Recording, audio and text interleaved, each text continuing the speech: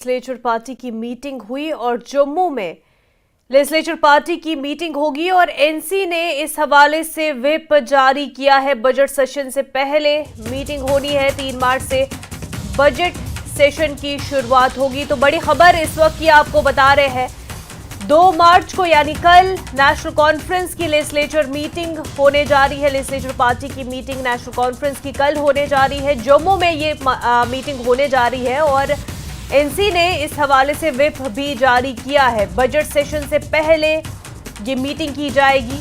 3 मार्च को budget session की शुरुआत होने जा रही है। काफी लंबा ये सेशन चलेगा। वही आपको बता दें कि 3 मार्च को बजट सेशन की शुरुआत होगी।